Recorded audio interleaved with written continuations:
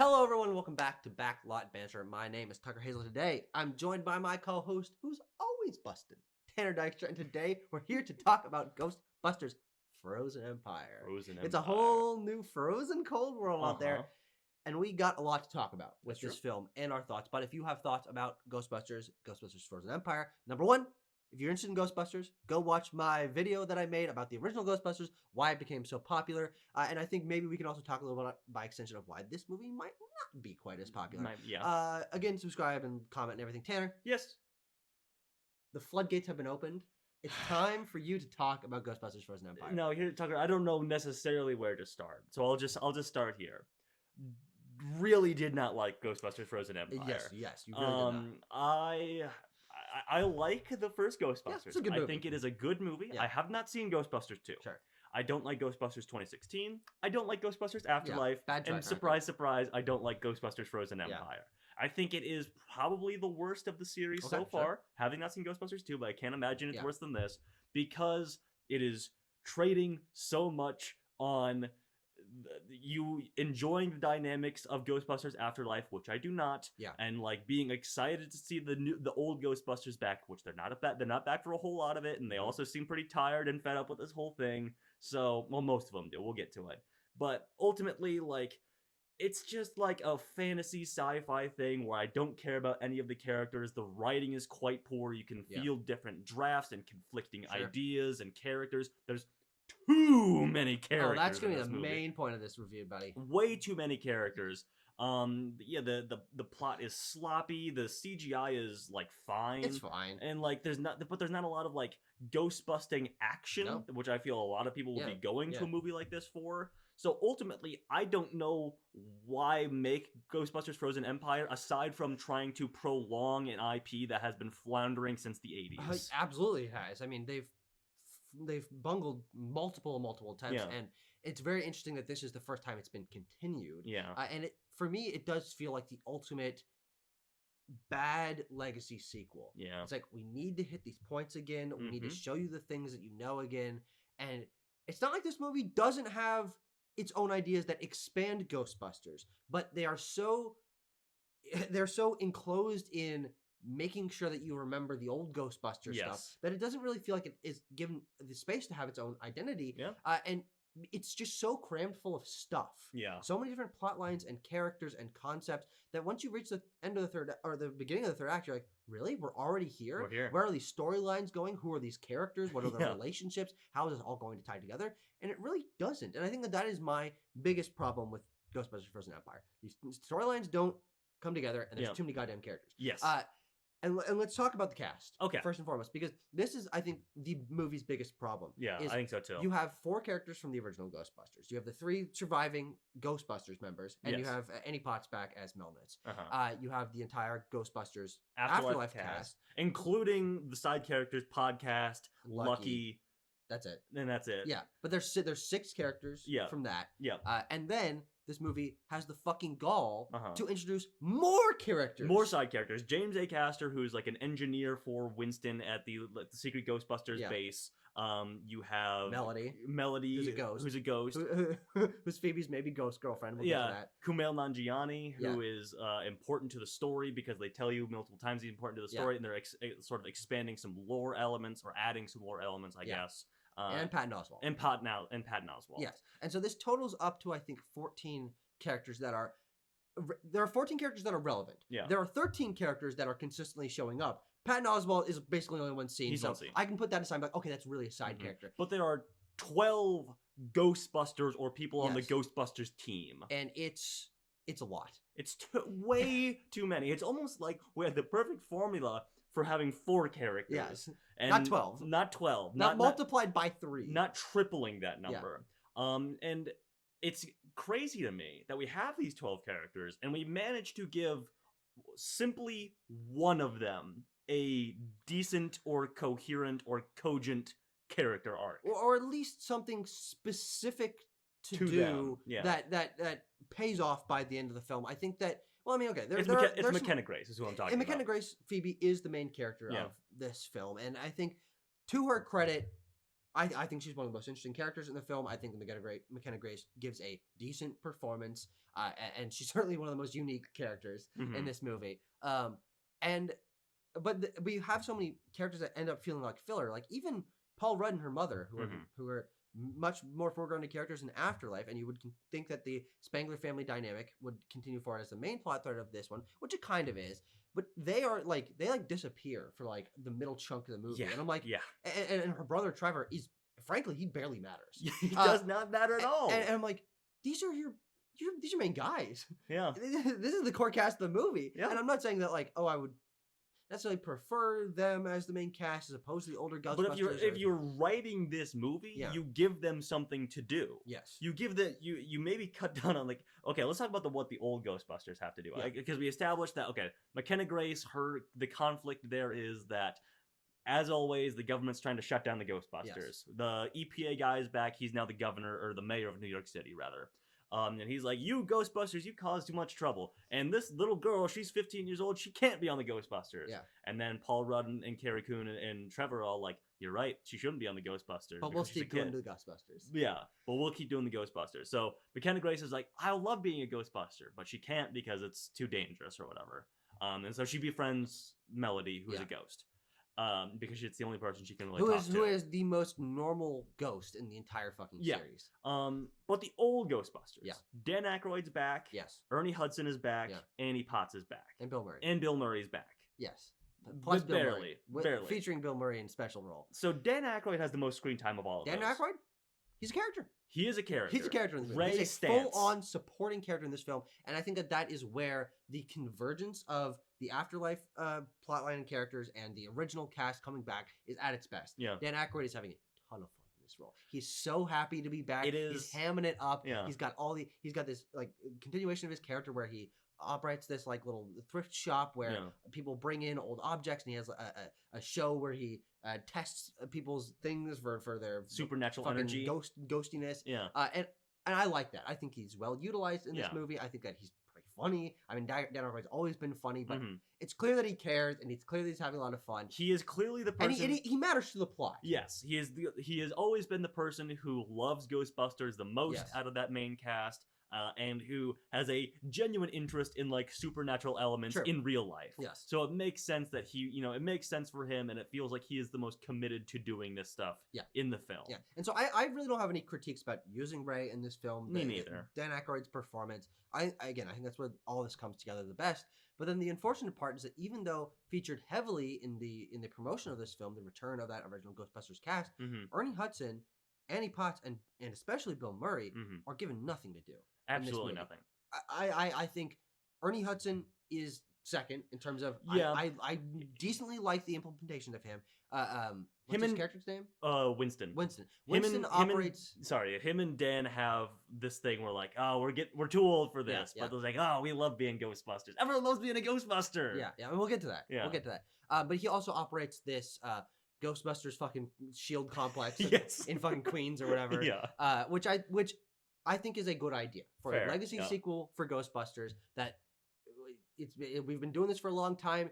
We didn't forward think of this one location, this one team, and the one fucking ghost containment tank. Yeah. It's not going to be enough to carry it forward. So we need better testing facilities. We need better containment. We need to study the ghosts.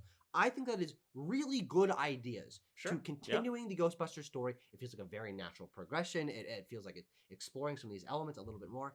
And I like that Winston is the one leading that, and he's I think he became rich or whatever. He's a billionaire, inexplicably. But then he's using that money to still do kind of Ghostbustery stuff, and it gives us some sequences in this lab. I think that is all good. But Ernie Hudson is not a major player in this movie. No. He shows up a handful of times. He's in the background of a couple of scenes, and that can be said of basically everyone in the cast. Yes.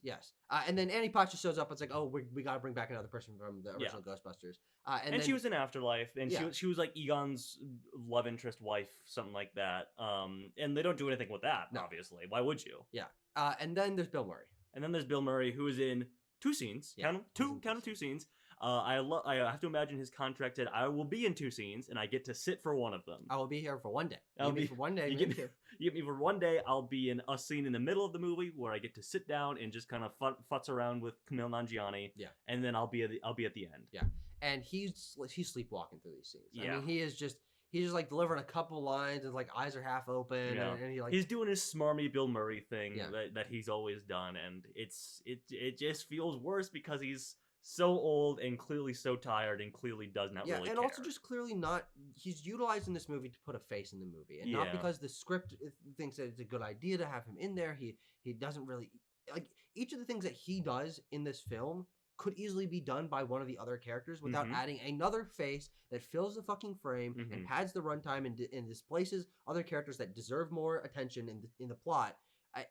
And that can be said for a lot of these characters. For a lot of them. So we've talked about the Spangler family. Trevor has this fucking plot line where he's trying to catch Slimer by himself in the attic, and that happens like 2 or 3 times. Like, it's clearly put in there because, I don't know, we have to give Finn Wolfhard something to do. We gotta give him something to do. He is billed above Mckenna Grace, so he better have something to do in this movie. Yeah.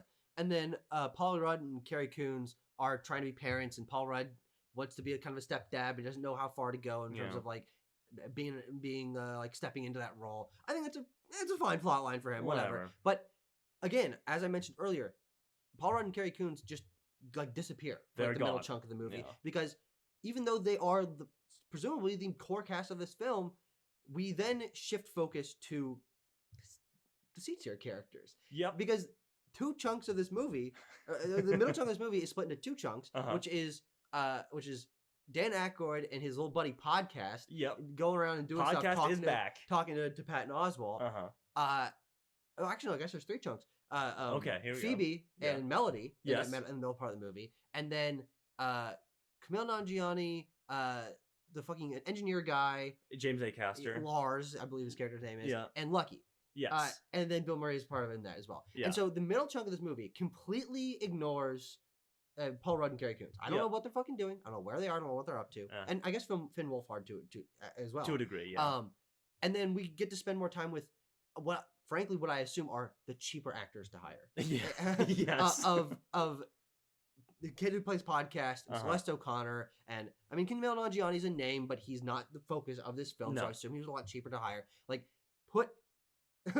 put these characters as like the primary driving force of like the middle chunk of the movie. Yeah. And it's really, really awkward, and it jumps around a lot, and plot lines don't feel like they're like tied together in particularly compelling ways. It's really, really weird. It's so poorly structured, because by nature of feeling like we have to have all the Ghostbusters in this one, all the characters. And this is a long-running series problem that we've noticed a couple times over the last couple of years. In 2022, Jurassic World Dominion had this problem. Jurassic World Dominion, we got the world cast, we're bringing back the park cast, we're introducing some new characters. Right. What the fuck's going on? It's way too overstuffed.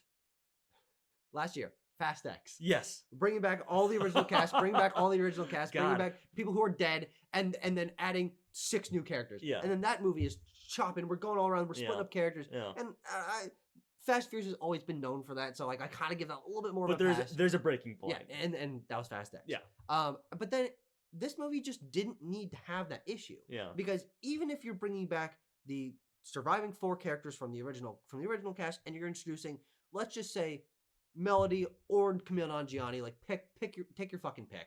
You don't need Lars, you don't need Patton Oswalt. Other characters can fill these roles. That is the problem. Is they just felt like they needed to add Ghostbusters Frozen Empire specific characters and plot lines to a already almost 10-person supporting cast of characters. Yeah. And so then Kumail Nanjiani gets a plot line. He has a personality. Melody gets a plot line, has a personality, has a point for the plot by the end of the film. Lars doesn't, Patton Oswalt doesn't. But you're interested in the characters, like, okay, sure, fine. But then you're taking away from the things we actually came to see, and that felt like they were continuing forward narratives from previous films. It's just a bizarre balancing act that feels like they put an extra guy into the balancing act to make it harder for no reason. Yeah, so we should probably talk about the story of this film as well. Yeah. Story is, as I mentioned, there's the sort of internal conflict of the Ghostbusters. Mckenna Grace can no longer be a Ghostbuster because she's too young. Which is a totally fine plotline. The ghost busting plotline is ancient demon named, what's his name? Garaka. Is coming, and he's inside the sphere, but he also can affect things from outside of the sphere. Like communicate outside of the sphere. He can communicate. He can also still freeze over the streets of New York, and freeze over like the little things in the lab to like deactivate the fucking proton fields. So, but he's trying to get out and kill all the humans in the world icy. because of the lore elements that we introduced with Kumail Nanjiani's character, that there are fire masters from an ancient world, and this seems like something that was abandoned in a previous version of the script, where there have always been like ghost-busting adjacent groups in the past, just teams who defeat supernatural beings, be they the Fire Masters, be they the Manhattan Adventurer Society from the cold open of this movie. Which is a decent scene. Cold open. There we go. But it's a decent scene. It's a decent scene. But so Kumail Nanjiani is a Fire Master, has the ability to defeat Garaka, but they also need like brass to imprison him, and he's taking over the world, and he wants to kill all the humans. Yeah, and all of this is just shoehorned into the last couple minutes of the film. Yes. Because Garaka doesn't show up until the very end. Garaka, frankly, goes out like a bitch. Like, the final fight is nothing. It's really nothing. It all takes place inside of the fucking garage. Which is really lame. It's also artificially extended because, Mckenna Grace figures out the brass thing. She's like, I'm going to dip my proton pack in melted brass so I can defeat him. But she has to go and be sad in the basement over her ghost friend / girlfriend while everyone else battles Garaka and nearly dies, and then she can come up and be like, oh, I'm gonna save the day. Yeah. Like, it doesn't really... It's artificially inflated in terms of its runtime, but it also is really short. It's just really quick. Yeah, it honestly is. It doesn't... there's not a lot of spectacle. Garaka gets, like, 3 shots of doing anything, and then the final battle boils down to Garaka breathing ice harder, and then... they're all gonna get stabbed by ice spikes. No, but then, it's like the final laser battle is him breathing ice harder, and then them... pushing the thing harder. Use it more harder. More people. And Kumail Nanjiani, use your Fire Master powers. And it's just really lame. And again, I want to preface all of this. I can't preface. We're fucking 20 minutes to the review. Yeah. I want to mention that I was enjoying the ideas and the concepts and these characters for a good chunk of the film. Okay. But I think the problem is that any of these elements that you're enjoying it's kind of fun that they're going to Patton Oswalt, who has this whole history, and that podcast is working with Dan Aykroyd. Okay, that's kind of fun. And that Kumail Nanjiani's got this, he's pretty funny in this movie, and he's got this fun personality in this history. Like, these are all reasonably fun ideas. I'm enjoying, like, kind of vibing. I'm like, where this is going? The answer is nowhere. Because there are just multiple of these plot lines that are set up in these series of sequences that do not contribute meaningfully to the plot. Primarily, how does Phoebe figure out the thing about the brass? Because the brass thing they found out because of Kumail Nanjiani's grandma's closet, but she wasn't in that group. But they must have told her when they're all back. We never see that, and so it feels like she just comes up with it by herself, and so that feels like a plotline that wasn't quite stitched together. And podcast records the gramophone thing on his speaker. The thing that has to be played to let Garaka out. Played to the orb to let Garaka out. But also, we just circumvent that because we don't need the wax. That whole fucking Patton Oswalt thing is useless. Yeah, it doesn't do anything. Because we break the wax record or whatever that has the sound on it. Yeah. We don't play it back from podcast.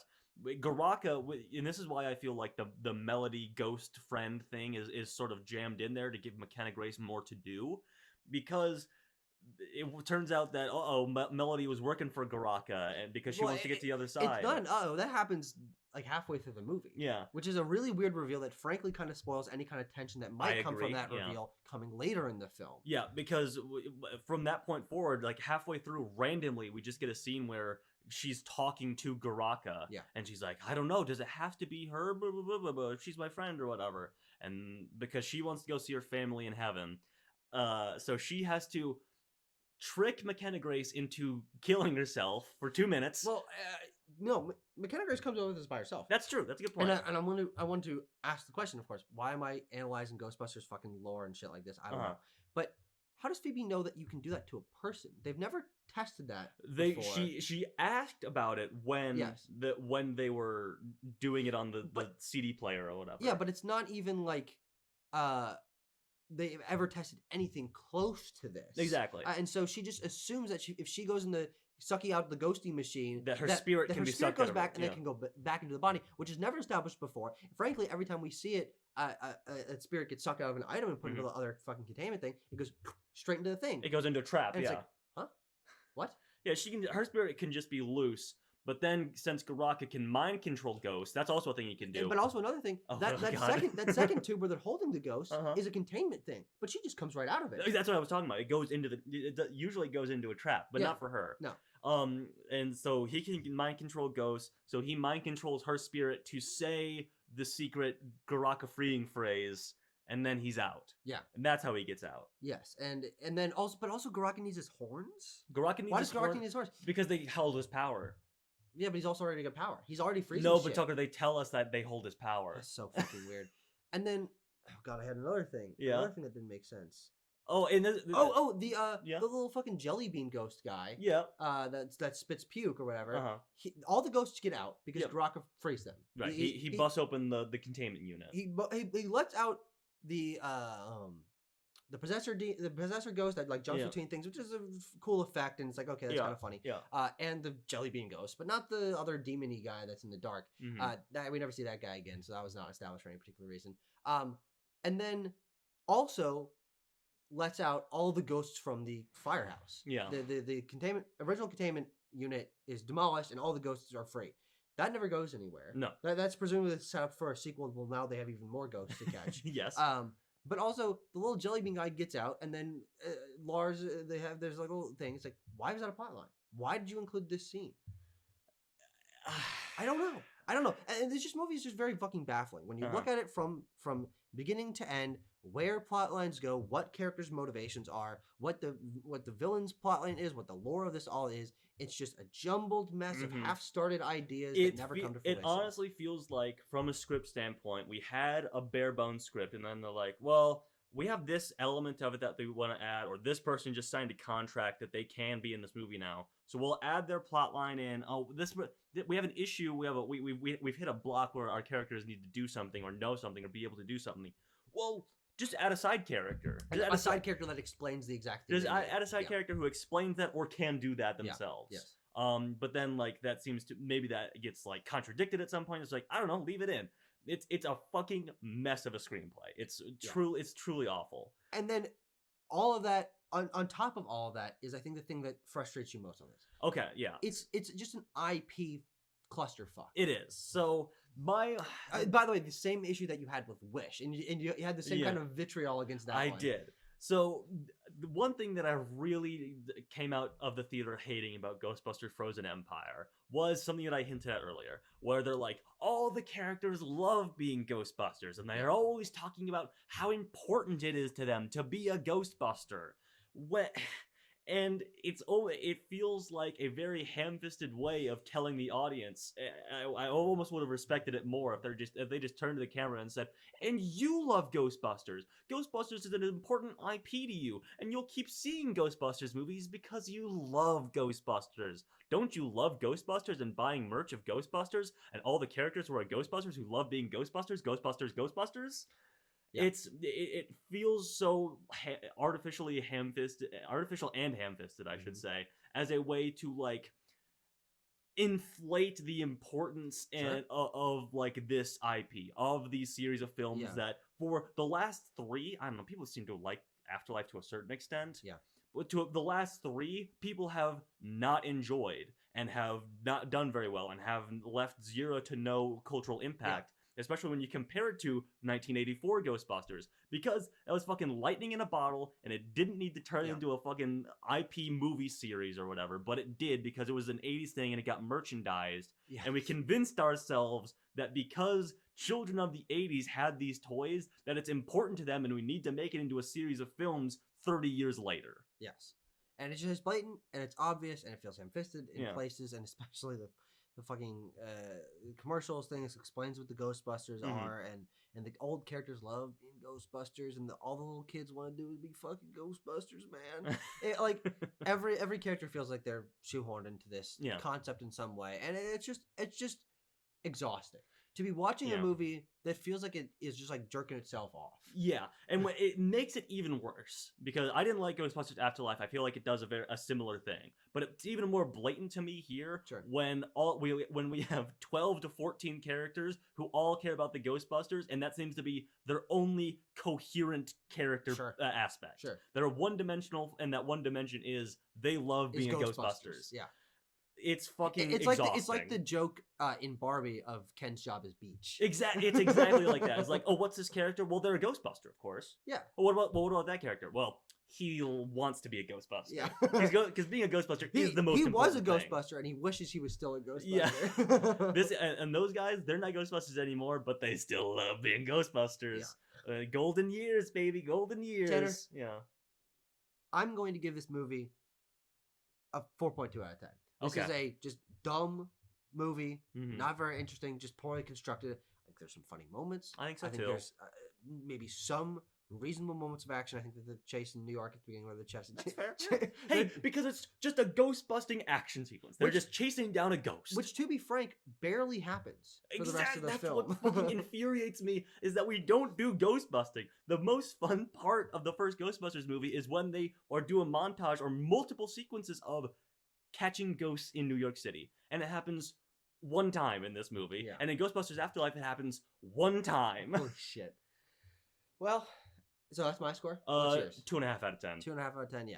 This is an IP nothing movie. Yeah. We're putting out a movie with big special effects and a couple of faces with the thing that you recognize. And we've been saying that about a lot of movies recently. Yeah. Dial Destiny felt that way. Yep. Driving with a Million felt that way. It's almost like we're going in a bad direction with this stuff. Yes. But the only ray of hope that I have through all this, stance of hope, is that no one seems to be really caring. No. I mean, this movie is the worst reviewed Ghostbusters movie. Absolutely. I think. Yeah. I don't think it's on track to be particularly profitable. I think it's the estimates were like shooting for 40 to 45. I think we're gonna be under that. Yeah, I think so. And it just means that they can't do it forever. And so we're kind of on the tail end of this just really weird trend. Yeah. I'm excited to see us move past this. I am as well. But if you are, we'll keep reviewing these. Like the video. We're doing our part. We're doing our part. Just saying how shitty these fucking IPs are. Just slamming on these movies. Hey, let us know your thoughts on Ghostbusters Frozen Empire. I mean, there seems to be some people who are like, yeah, it's fine, or enjoying it. So let us know if you did genuinely enjoy this. Don't let us rain on your parade, I suppose. Yeah. Bye-bye. So long. Fucking terrible. Bustin makes me feel sick to my stomach. Slimer. Yeah. You get it. You get it. I get the slime. I know him. Hey, Slimer, I know that guy. God, the more I think about that line, I'm like, fuck, that's so stupid.